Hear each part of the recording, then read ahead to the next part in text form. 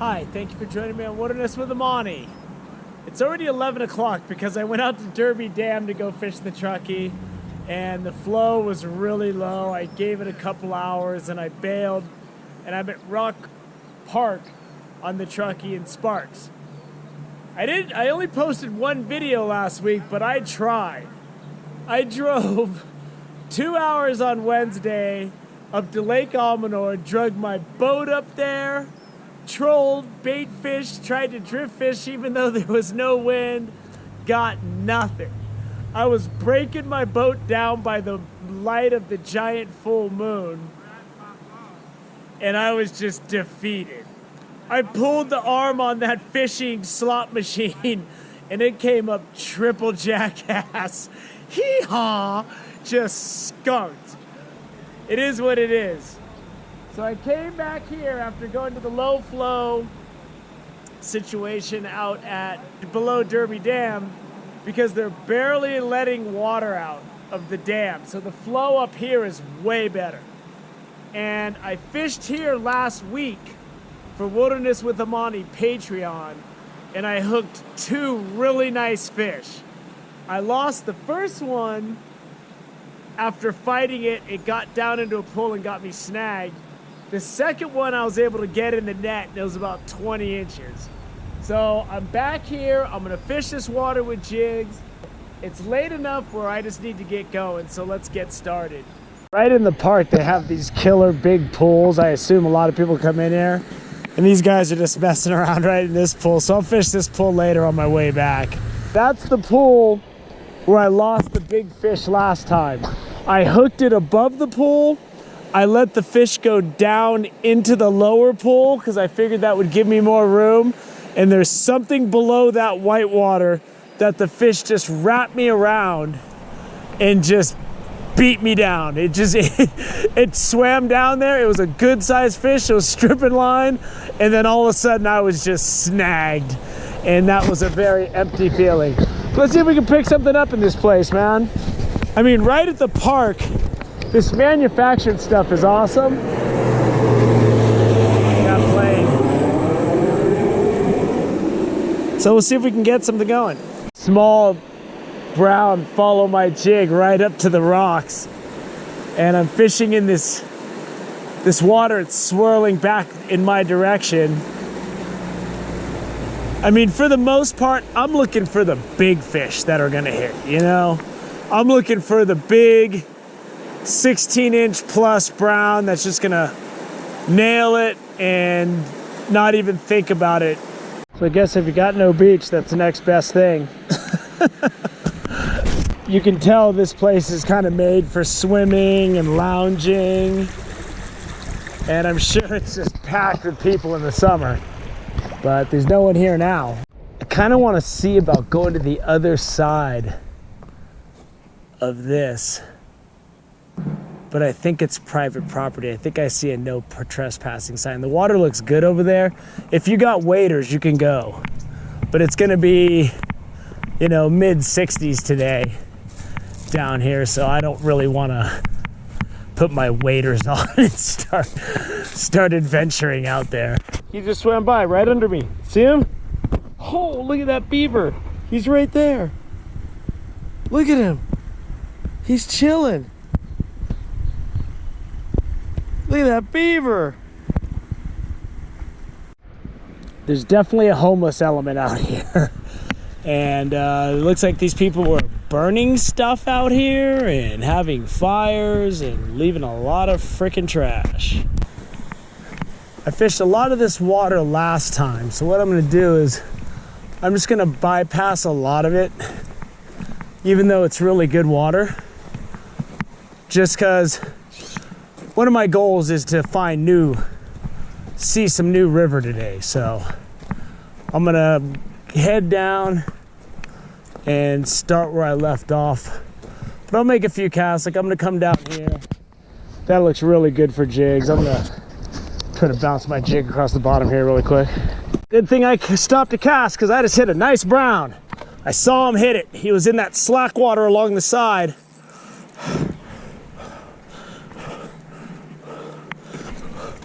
Keep him down. with these barbless jigs, you do not want these fish jumping.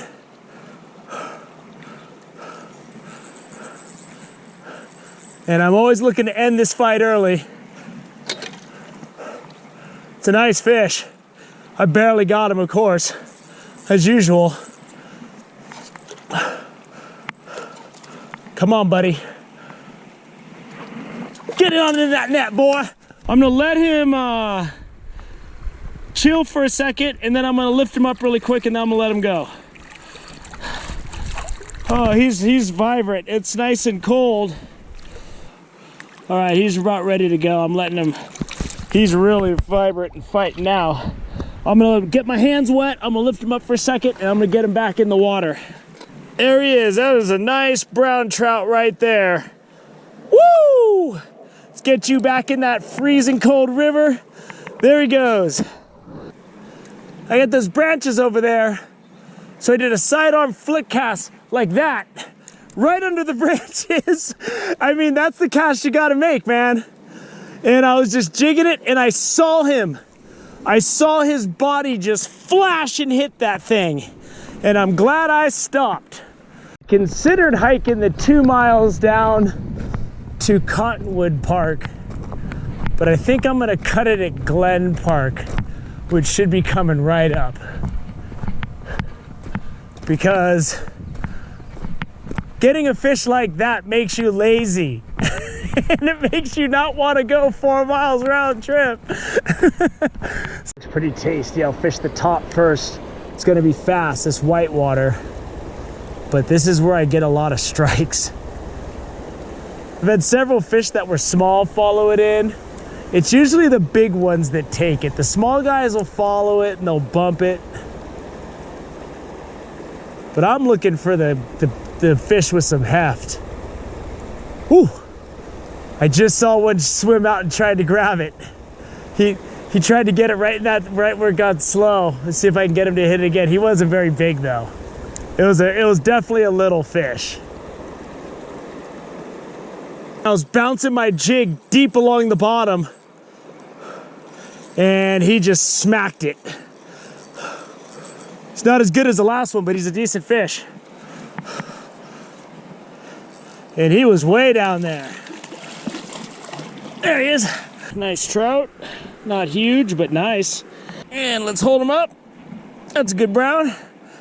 I mean, if I just caught that today, I'd be happy. And there he goes. So in that last fish, I got this big, deep run. And what I do is, I cast to the other side of the whitewater. First, I fish down this side of the stream where I'm at.